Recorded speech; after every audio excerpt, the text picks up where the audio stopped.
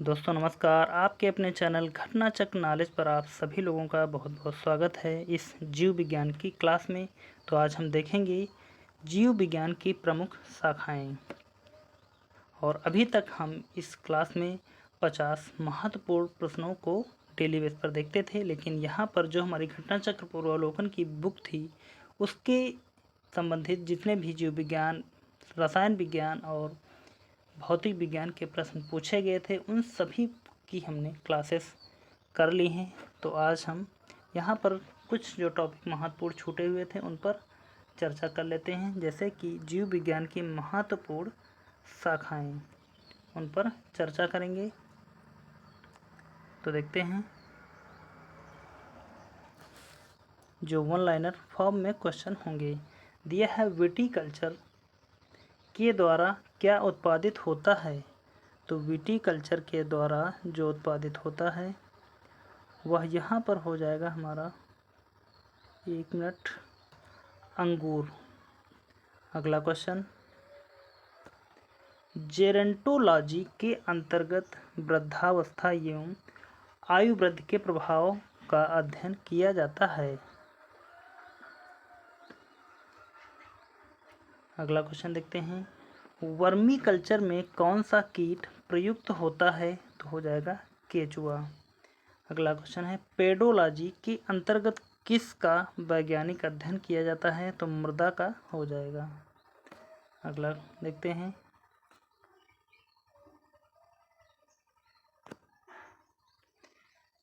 फूलों के अध्ययन को क्या कहते हैं। तो हो जाएगा एंथोलॉजी।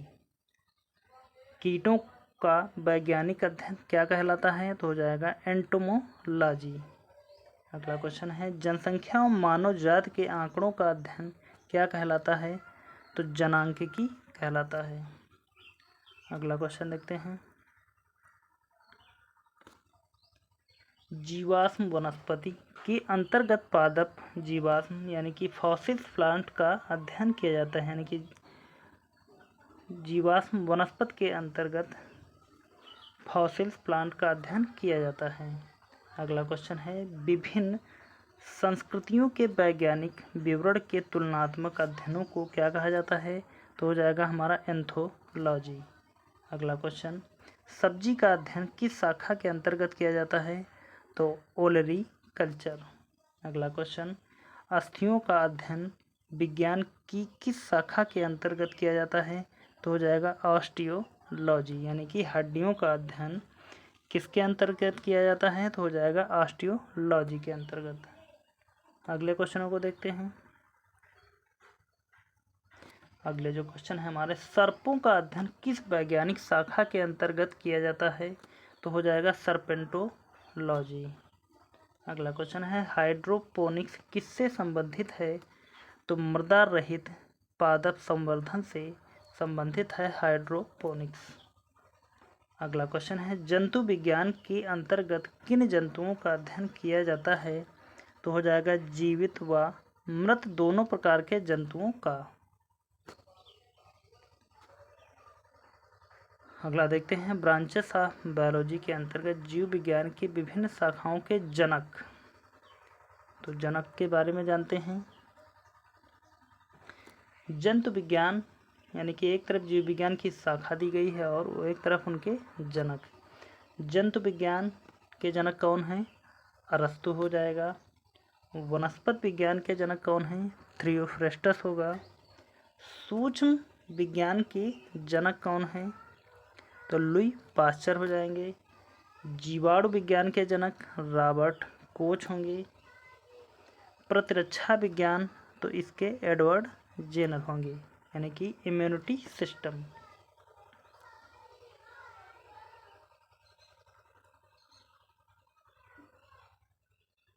अगला देखते हैं, वर्गीकी अथवा वर्गीकरण विज्ञान कैरोलस लिनियस ने की थी इसकी खोज या जनक। रुधिर परिसंचरण तंत्र के जनक कौन है। William Harvey.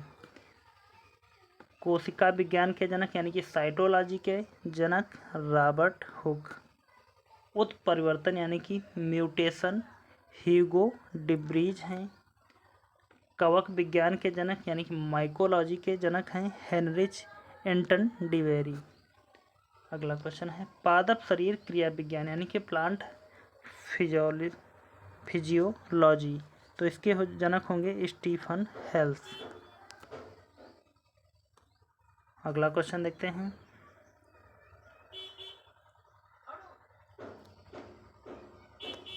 रुधिर वर्ग यानी कि ब्लड ग्रुप के जनक हैं कार्ल लैंडस्टीनर। अगले जनक अंतःस्रावी विज्ञान यानी कि एंडोक्राइनोलॉजी के जनक कौन है थॉमस एल्वा एडिसन। आनुवांशिकी के जनक कौन है ग्रेगर जॉन मेंडल। अगला जनक आधुनिक आनुवांशिकी यानी कि modern genetics Gregor John Mendel. अगले हैं भारतीय पुरा वनस्पति विज्ञान के जनक बीरबल साहनी। अगले देखते हैं आनुवांशिकी अभियांत्रिकी यानी कि जेनेटिक इंजीनियरिंग पाल बर्ग इसके जनक हैं। अगले देखते हैं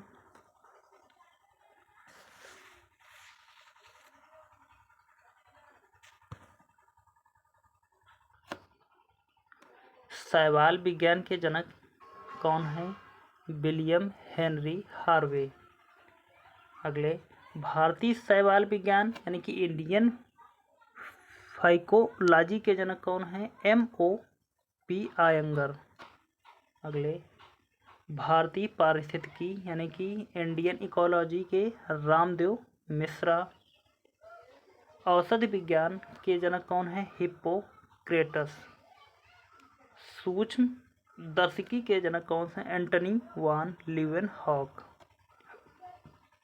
अगले जीन चिकित्सा यानी कि इसके जनक कौन हो जाएंगे तो एंडरसन। आगे बढ़ते हैं और देखते हैं यहाँ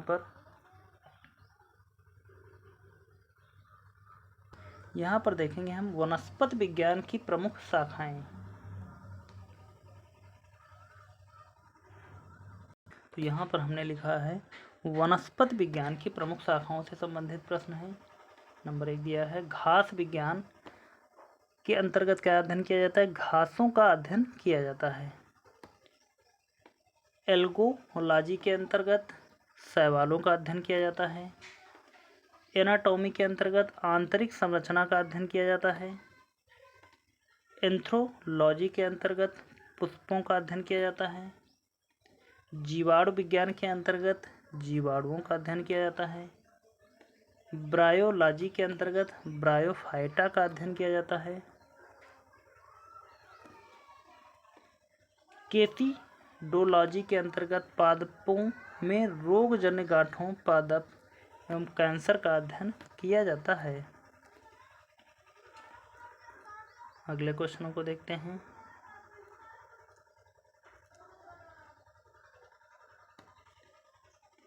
डेंड्रोक्रोनोलॉजी के अंतर्गत वृक्षों की आयु का अध्ययन किया जाता है। डेंड्रोलॉजी के अंतर्गत वृक्षों एवं झाड़ियों का अध्ययन किया जाता है। इकोलॉजी के अंतर्गत पौधों का वातावरण से संबंध का अध्ययन किया जाता है। अगला है इकोनॉमिक बॉटनी यानी कि आर्थिक महत्व के पौधों का अध्ययन किया जाता है। एथनोबॉटनी के अंतर्गत आदिवासियों द्वारा पादपों के उपयोगों का अध्ययन किया जाता है। अगला देखते हैं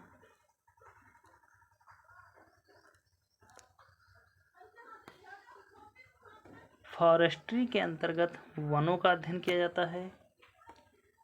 एक्सोबायोलॉजी के अंतर्गत अन्य ग्रहों पर संभावित जीवों की उपस्थिति का अध्ययन किया जाता है। अगला है जेनेटिक इंजीनियरिंग यानी कि कृत्रिम जीन्स का निर्माण व स्थानांतरण का अध्ययन है। अगला लाइकेनोलॉजी लाइकेंस का अध्ययन किया जाता है। अगला क्वेश्चन देखते हैं माइक्रोबायोलॉजी सूक्ष्म जीवों का अध्ययन किया जाता है माइक्रोबायोलॉजी के अंतर्गत। अगला देखते हैं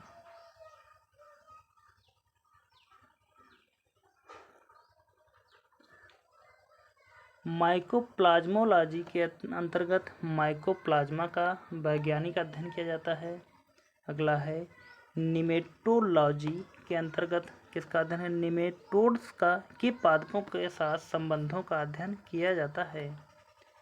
अगला क्वेश्चन है पेलियोबॉटनी यानी कि पादप जीवाश्मों का अध्ययन किया जाता है।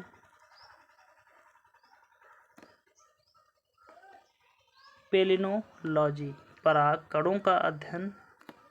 अगला है पैथोलॉजी के अंतर्गत पादप रोगों का उपचार व अध्ययन। पैरासिटोलॉजी के अंतर्गत पोषक तथा परजीवों के संबंधों का अध्ययन किया जाता है। अगला देखते हैं फार्माकोलॉजी के अंतर्गत औषधीय पादपों का अध्ययन किया जाता है। फिजियोलॉजी के अंतर्गत विभिन्न पादपों के जैविक क्रियाओं का अध्ययन किया जाता है। अगला है टेरिडोलॉजी के अंतर्गत टेरिडोफाइट्स का अध्ययन किया जाता है।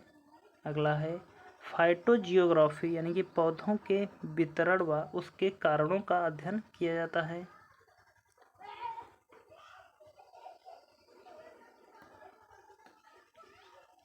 स्पेस बायोलॉजी के अंतर्गत अंतरिक्ष तथा वायुमंडल में स्थित पादपों का अध्ययन किया जाता है। स्पर्मेलॉजी के अंतर्गत बीजों का अध्ययन किया जाता है। हीलियोथेरेपी के अंतर्गत सूर्य के प्रभाव से चिकित्सा करने की प्रक्रिया का अध्ययन किया जाता है। अगला क्वेश्चन है हाइड्रोपोनिक्स के अंदर इस शाखा के अंतर्गत बिना मृदा के बागवानी की जाती है। आगे बढ़ेंगे अगले क्वेश्चनों की तरफ।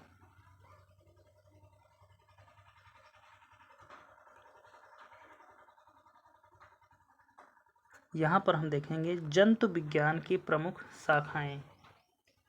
एनाटॉमी विच्छेदन के द्वारा शरीर एवं विविध अंगों की रचना का प्रदर्शन करना। एंथ्रोपोलॉजी मानव जात के सांस्कृतिक विकास का अध्ययन करना है। इकोलॉजी के अंतर्गत जैविक एवं अजैविक वातावरण से जीवों के विविध संबंधों का अध्ययन है। अगला क्वेश्चन है एंडोक्राइनोलॉजी अंतःस्रावी तंत्रों का अध्ययन किया जाता है।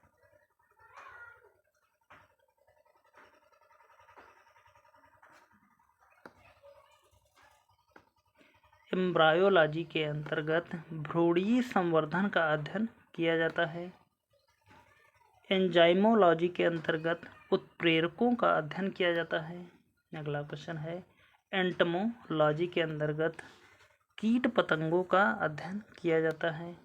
अगले क्वेश्चन देखते हैं जेनेटिक्स यानी कि जीवों के आनुवंशिक लक्षण एवं इनकी वंशागत का अध्ययन किया जाता है।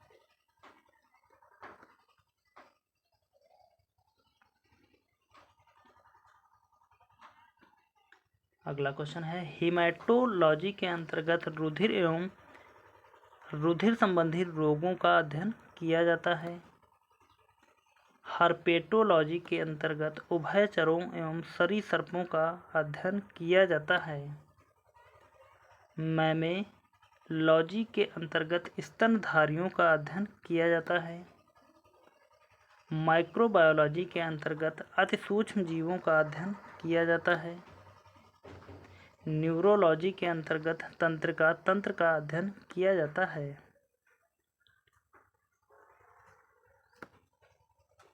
ओडोंटोलॉजी के अंतर्गत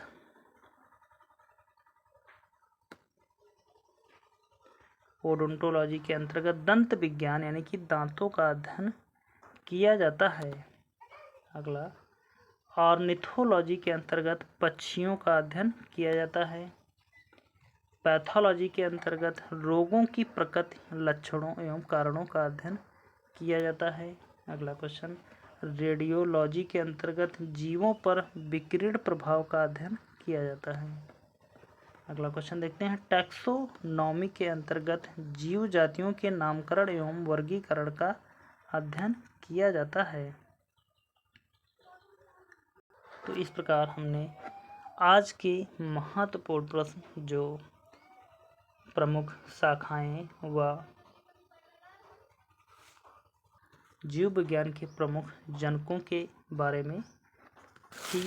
तो उम्मीद करता हूँ कि आपको यह क्लास अच्छी लगी होगी, और अच्छी लगी तो प्लीज़ सभी लोग एक बार चैनल को सब्सक्राइब कर लें, वीडियो को लाइक कर दें, और अभी तक शेयर नहीं किया है तो आज यह क्लास आप सभी लोगों तक शेयर कर दें।